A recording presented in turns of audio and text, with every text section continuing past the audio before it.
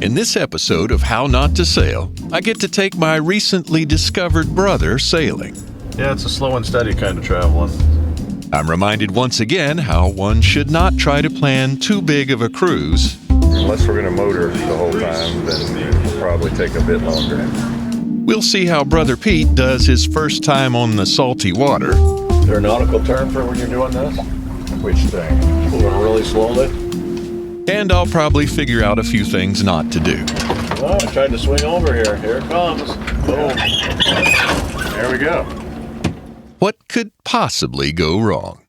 How Not to Sail, sponsored by our awesome Patreon crew and America's #1 boating lifestyle magazine, Latitudes and Attitudes. They ruin my life, so why not let them ruin yours today at latsats.com. It all started when I was a baby. No, really, I was adopted, you see. I grew up an only child, which may account for some of my quirkiness and my tendency to like privacy. A few years ago, I was lucky enough to be reunited with my birth mother, and I found out I had 4 siblings who were as surprised as I was at this turn of events. Recently, I invited my brother Pete, who thought he was the oldest for 40 years, to go sailing with me. Since Pete had been sitting in an airport up north for, 500 hours or something, waiting on his flight, of course I had to wear my What Could Possibly Go Wrong t-shirt when I went to pick him up. I wore the shirt for you. There you go. Yeah, nailed it. Wow. Apparently, he took the experience much better than I would have. All right, let's do this thing. Yes. I don't ever intend to spend that much time in Flint consecutively again. And if you thought camping out all night at the airport was the only thing Pete had to deal with, then there was the lost luggage thing. So they got a hold of this person that was an hour and 20 minutes away from the airport at home with my luggage, and they drove it back to me. Wow. We now have almost a day less for Pete's vacation, and I think my initial plan was pretty optimistic anyway. So I've made some changes to the itinerary that I think will prove to be smart. I moved Sarasota to tomorrow and canceled Venice because that seemed like just work. So today we got to know where we got to be, and tomorrow we can go to Sarasota, which is nice. And perfect. Have dinner there. And I think I've learned to start keeping my cruise planning a little bit more realistic lately. The New Year's Eve overnight trip to Burnt Store Marina with the Admiral just about wiped me out. There's so many places to go, and I wanted to show Pete what the cruising life is all about. But as anyone who's done a little cruising can tell you, it's easy to get the big eye when planning your trip.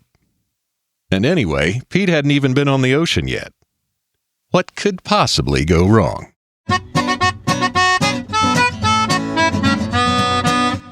I have to say, Pete's stamina kind of impressed me. are you thinking you're hungry or sleepy, or I'm sure all of the above? Or... No, I'm going to push through. I'm not planning on sleeping until I have to. In fact, he may have been a little more gung-ho than me. You got any type of trips that'll take us to a late dinner somewhere? Probably by land. Oh, okay. As usual, the number of pre-cruise tasks has expanded, and I'm not really quite ready to cast off just yet. Yeah, I still haven't finished all my doings, but I tightened the fan belt, checked the fluids, and made sure the engine starts. 90 minutes washing bird and stuff. Well, who'd have thought? It wasn't all scrubbing bird poop and tightening fan belts, though. Got into 5 beers last night, did you? 3.5, because I spilled half of the first one. I gave Peter 1, then I had the remaining 3.5. At any rate, sailing for tomorrow is looking pretty good. Unlike yesterday when I arrived. Man, it was really choppy out. Yeah, I'm sure it can get too windy for you in your boat. Yeah. Which leads me to an embarrassing confession. The thing is, I don't know how to reef the sail, which should be a skill that I have. So the main, it's either up or it's down. Hopefully we won't have to do anything complex like reefing a sail. And then tomorrow it's from the east, which is perfect because we're going south. Okay. That's what makes us... Work your magic sail angles? Yeah. When it's 90 degrees from the way we want to go, that's pretty awesome. Finally, we get to the marina and some nautical scenery. Hi. How you doing? Good, you? Very good, thank you. And Pete gets his first glimpse of our new home for the next few days. There she blows. Excellent. I'm on my bucket list right here. I start by showing Pete how to get on and off the boat. There is a way to get on and off. Okay. These shrouds here are good to hold. These things that are like rope, that involve rope, are not. Okay. But Hopefully the my deal little is to grab speech one is of making those sense. And get both feet on the tow rail and then do this number. And for the egress, it's the exact opposite. There you go. I'm in. You may put that below here? There's a room? Oh, yeah. I give him a quick tour of the boat. So this thing's equipped with like refrigerator? Some small fridge, I'm sure. Oh, yes. Oh, there's a fridge, but it doesn't have anything resembling dinner inside it. I think I've actually done a pretty good job so far, not getting the big eye on my plans for this cruise. My initial idea involved about a 170-mile round trip, going down to Venice on the first hop, then down to Cabbage Key, back up to Venice, and back to the marina. Now I'm just thinking about hopping down to Sarasota, which is more like a 70-mile circuit. As for provisions, I've decided we can eat breakfast and dinner ashore, and all we need is a little bit to snack on for lunch.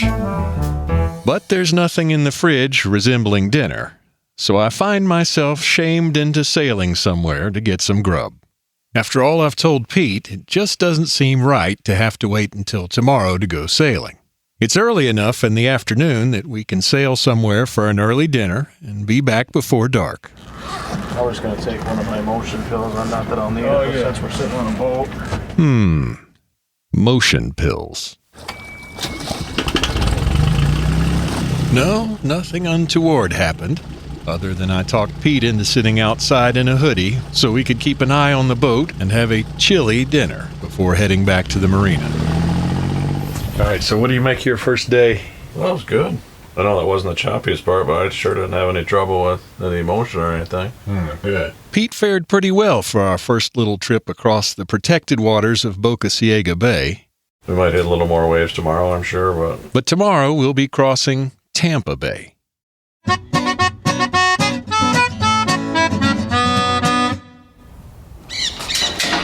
I hear a green parakeet. I hear your wind. Oh, yeah. Sunday morning, Pete and I grabbed breakfast at Stella's at 0700. I think we were actually the first customers. I wanted to get an early start so we could make the 35-mile trip to Sarasota by a reasonable hour, preferably a happy hour. We were underway by 9:20, and by 11:40 I'd already shown Pete how we can stop traffic on a drawbridge, and had us up close and personal with the very impressive Sunshine Skyway Bridge for a photo op. Speaking of taking photos, you know, I've gotten a lot of feedback from How Not to Sailors about how much y'all appreciate the little nautical tips in the podcast. Sometimes it can be hard to figure out how to incorporate them into the whole narrative style, but I suppose I could do something like this. How not to photograph a bridge. Don't even bother taking a photo of the bridge from miles away. You get zero sense of scale and a dinky little bridge in the background of your photo. The best strategy is to get right up next to it, not in the shipping lane, but close, and use a wide angle setting on your phone or camera. Put your subject up on the bow, holding on to something, of course. If you also manage to get the sun in the right place, you should have a great portrait with a huge bridge looming over everything. We'd been motoring most of the morning, but after our photo op, I planned to cut the Iron Jenny and sail a broad reach south-southeast across Tampa Bay. The forecast was for 13 knots from the east, which should be about perfect. I knew the wind was not 13 knots for a couple of reasons. One, I've never seen 5 dockhands meet us at the slip like they did when we reached Sarasota. And 2, Brother Pete decided to lie down a spell on the cabin top as we were pitching, yawing, and rolling down Tampa Bay. I have to give him props, though. He might have looked a little uncomfortable, but he didn't feed the fish. Eventually, we got in the lee of Bradenton and held up traffic at a couple more drawbridges before sailing down Sarasota Bay to Marina Jack. The folks at Marina Jack were pretty helpful. In fact, they even asked on the VHF if I wanted to take a slip somewhere other than in between the expensive mega yachts. But being the creature of habit that I am, I told him I was familiar with D-Dock and we could keep the original slip. Sure, I'd have to back in with a bit of an unhelpful breeze, and if I missed the slip, I'd have to execute a tight turn in a narrow channel. But what the heck? Do I recommend this? I do not. Especially if you don't have money to spend on other people's mega yachts. But once again, the gods favored the stupid. I got my stern quarter onto the rubber corner of the slip and gassed her in reverse for the win. I need new hull paint anyway. I congratulated Pete, who may or may not have appreciated fully the pucker factor of getting into the slip, but was happy about faring okay on the greasy ride down. If you've been out on the water, especially the salty water on a sailboat, you know how it can feel like somebody beat you with a 2x4 at the end of the day. In a good way, of course. For his perseverance, I took Pete to the fancy restaurant upstairs at Marina Jack, where he mentioned the room was still pitching and rolling just a little, but we ate like champs and turned in early. After all, tomorrow we'd have to retrace our path, this time without as much help from the wind. Oh, it's nice to wake up to this.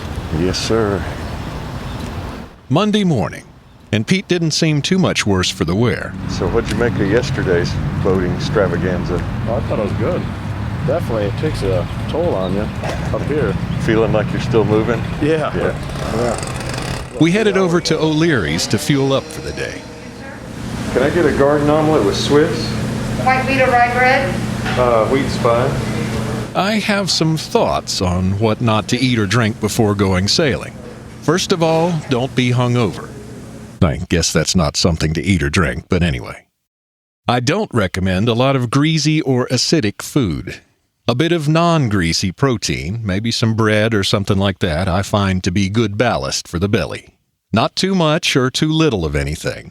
And I have a theory about acids. My understanding, which may be flawed, is that excess acid makes for potential nausea aboard a sailboat. So I'm skipping coffee or OJ this morning and having a water with breakfast. I'm sure it's going to be better than the OJ now that you mentioned it. Bad idea. That'd be plenty of acid. Oof. I haven't decided if we're going to jump out into the Gulf today, but it looks like our sailboating experience may be less than optimal. What I don't want to do is motor all day with a following wind. Yeah, exactly. Or going 2 knots the whole time. Right. If you haven't had the pleasure of motoring downwind all day in a diesel-powered vessel, you're not missing a lot. Sometimes I've had to do that for 14 hours on the crossing between the Keys and the mainland. It's a wonder I don't have an extra arm growing out of my forehead. It hasn't made me chum the waters yet, but it is not the best way to get where you're going. Of course, the only reason you'd need to be motoring downwind is if the wind is kind of light and you want to get to your destination. Today the wind is supposed to be kind of light, and we want to get to our destination. Being on a schedule is kind of the antithesis of cruising, but that's usually where I find myself. And I want to get us over to Pia's Trattoria for dinner tonight. Not seeing anything that's going to get us much of anywhere without the engine. No. Anytime soon. Going right into it? No, it's behind us, but there's not a lot of it. No. So that means, unless we find a little extra breeze, we're going to be motoring with the following wind. We'll see how it goes.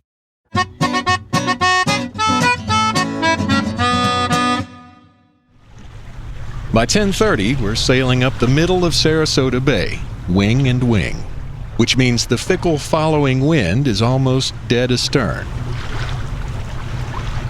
When the wind is super light and coming from directly behind you, having both the main and the jib out is kind of redundant. If I had to pick which one's better to use in that situation, well, I'd have to think about it. Probably depends on the size of your jib versus the size of your mainsail. At any rate, What I prefer to do in that circumstance is flop the jib out to the wrong side so that the main and the jib are on opposite sides of the boat.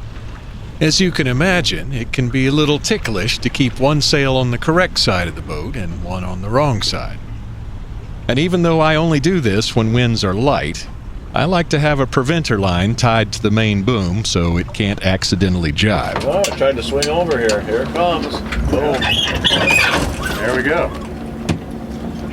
Just pretend you didn't hear that. Yeah, if this had been like 20 knots of wind, that would be a disaster. Yeah, I bet.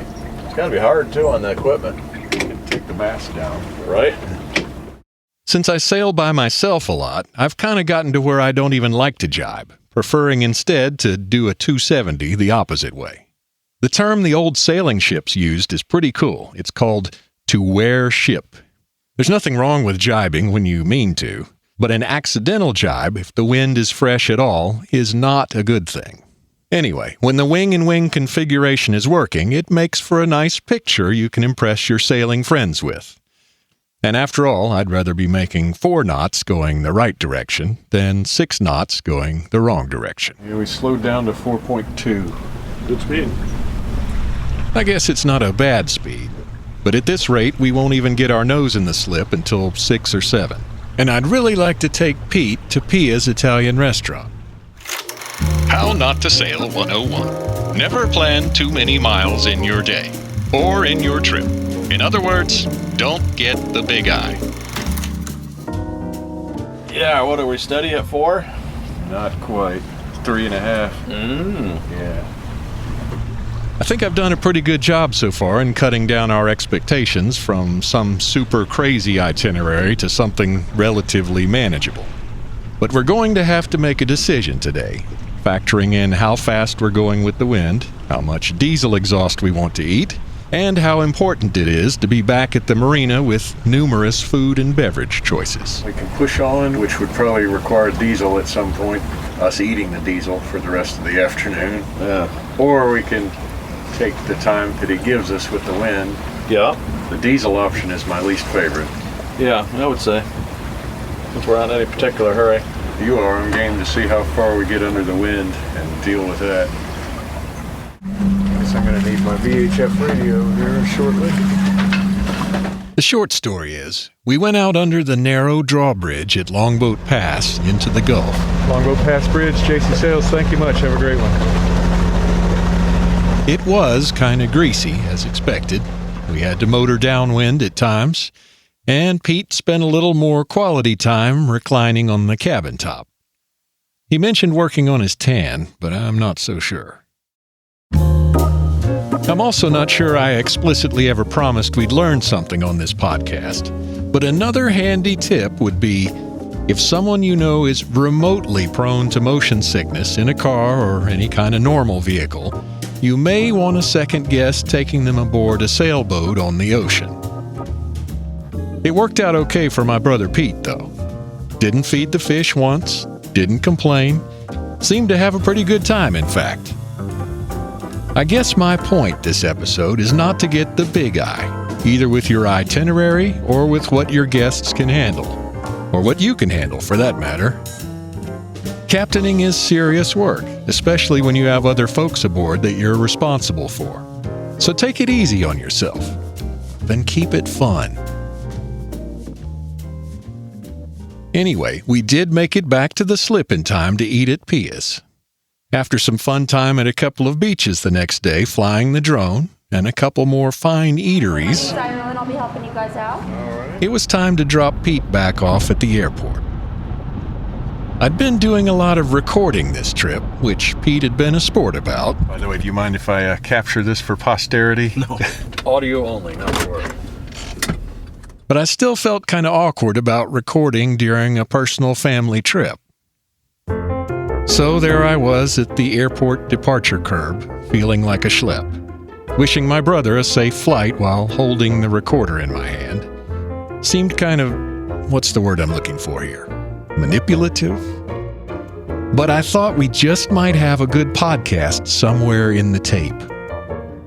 Anyway, in true form, I didn't press the record button. how not to end a podcast. Stay tuned next time when I suspect we're going to meet my friend Barry, who's an expert in how not to sail and even had an award-winning documentary about it. As it turns out, I guess I'm not the only person in the world who's learning how not to sail. I really want to get this sucker out there, so I'll be brief. I'm tickled stinkless to know that my friend Captain Dave survived the aborted delivery of the sailboat from hell. Captain Pete's got a new ankle, and we are super thankful about that. Thanks to Cliff and Laureen and Rick and Debbie for the excellent hospitality recently. Captain Julie, the Admiral, and I know exactly how it is, and we are thinking about you. Captain Mark, I suspect I will see you at the undisclosed location shortly. In fact, it may be like about 24 hours before this thing actually is released. So, is that too meta? Thanks to Maxie Freeney for his excellent mix and for getting this thing out much earlier than it would have if I were having to mix it myself. Oh, that reminds me, you can find a link to Maxie if you need an audio mix and to all the pictures and stuff from this episode if I don't have a senior moment at hownottosail.com/22 or /22 as you should say on the radio. Oh, and for the love of Mike, how could I forget the most important thing? Thank you for listening. Really makes things much sweeter during a crazy month like this one. I really appreciate you. If you want to help a sailor out, please drag your friends to hownottosail.com, where there's so much more than the podcast, but they can hear the podcast there. And I'll see you next time on How Not to Sail. Screwing up is part of cruising. Let me show you how. Is there a nautical term for when you're doing this? Which thing? Moving really slowly?